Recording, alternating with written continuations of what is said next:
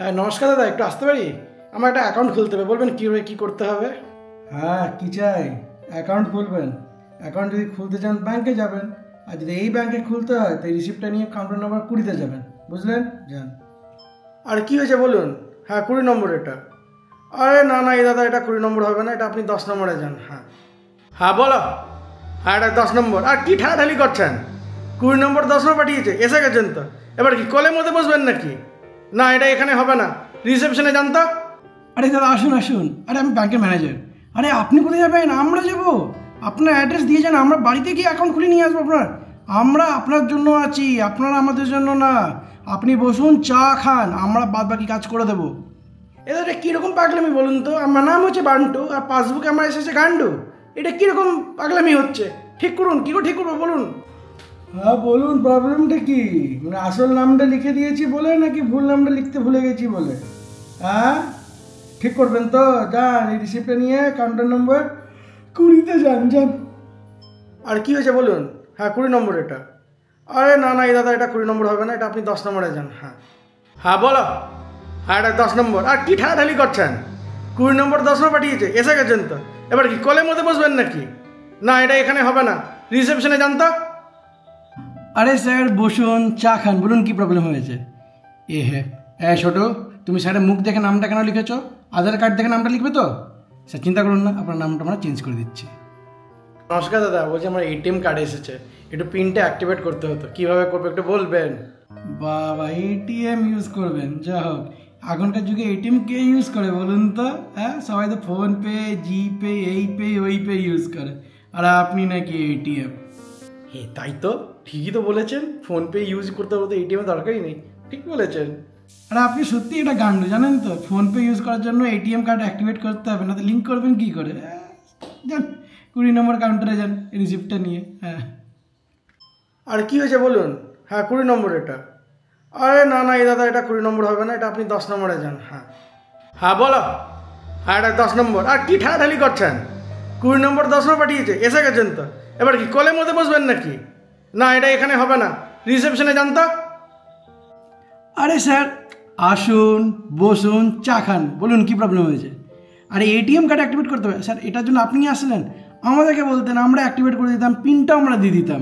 যদি আপনি কোনোদিন পিনটা ভুলে যান আমাদের ফোন করবেন, আমরা পিনটা বলে দিতে পারতাম আপনাকে। ঠিক আছে, নো প্রবলেম, আমরা করে দিচ্ছি, বসুন, চা খান। দাদা চেক এসেছে, চেকটা কী করে ফেলতে হয় টাকাটা নেওয়ার জন্য ওটা বলবেন? আবার এসে গেছেন, কী প্রবলেম হয়েছে আবার? চেক উইথড্রল করবেন কেন? এটিএম কার্ড নিয়ে গেলে ওখানে টাকা বার করতে হচ্ছেন না? যান 20 নম্বর কাউন্টারে যান, রিসিপ্টটাকে নিয়ে। হ্যাঁ আর কি হয়েছে বলুন? হ্যাঁ 20 নম্বর এটা। আরে না না এই দাদা, এটা 20 নম্বর হবে না, এটা আপনি 10 নম্বরে যান। হ্যাঁ হ্যাঁ বলো। হ্যাঁ এটা 10 নম্বর। আর কি ঠাড়াঠাড়ি করছেন? 20 নম্বর 10 নম্বর পাঠিয়েছে, এসে গেছেন তো। এবার কি কলের মধ্যে বসবেন নাকি? না এটা এখানে হবে না, রিসেপশনে যান তো। আরে স্যার বসুন, চা খান, বলুন কি প্রবলেম হয়েছে? চেক উইথড্রল করবেন? আরে স্যার আপনি ফোন করবেন, আমরা চলে যাবো বাড়িতে।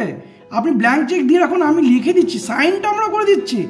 আপনাদের কোনো টেনশনের ব্যাপার নেই, সাইনটা একদম ডিটটো আমরা করে দেবো কপি। কত টাকা লাগবে বলুন, আমি এখনই উইথড্র করে দিচ্ছি। আপনি বসুন, চা খানি গরমের মধ্যে। দাদা দেখুন, আমার সঙ্গে অনলাইন স্ক্যাম হয়ে গেছে, আমার অ্যাকাউন্ট থেকে টাকা কেটে দিয়েছে, একটু দেখুন না কী হলো, একটু দেখে দিন না। বলুন। আরে দাদা এখন আমাদের লাঞ্চ ব্রেক, 1 ঘন্টা পরে আসুন। সবসময় কি আপনার পিছনে থাকবো নাকি? খাবো না? বুঝি এত সুন্দর রান্না করে দিয়েছে, খাবো না? যান পরে আসুন।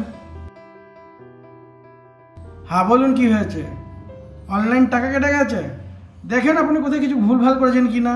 স্ক্যাম আমাদের সঙ্গে হয় না, রিসিপ্টটা নিয়ে যান। হ্যাঁ জানি, 20 নম্বর যেতে হবে, তারপরে 10 নম্বর যেতে হবে, ঘুরে আবার রিসেপশনে আসতে হবে, তাই তো? আরে না মূর্খ, এটা 20 নম্বর কাউন্টারে যাবে না, এটা যাবে আপনার ম্যানেজারের কাছে। সত্যি 1 নম্বরে গান্ডু আপনি। আরে স্যার বসুন, চা খান, বলুন কি হয়েছে আবার?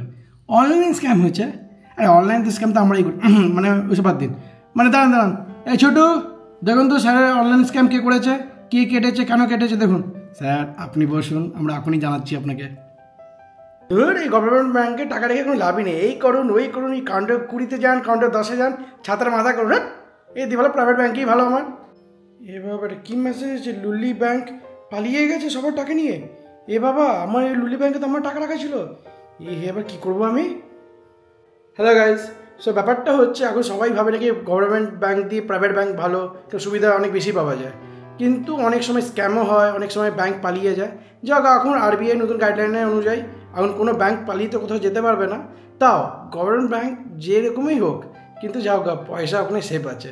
সো একটু ভেবে চিন্তে নিজে ইনভেস্টমেন্টটা করবেন। আর যদি আপনাকে আমার ভিডিও ভালো লেগে থাকে then do subscribe the channel. দেখা হচ্ছে নেক্সট ভিডিওতে, টিল দেন টাটা।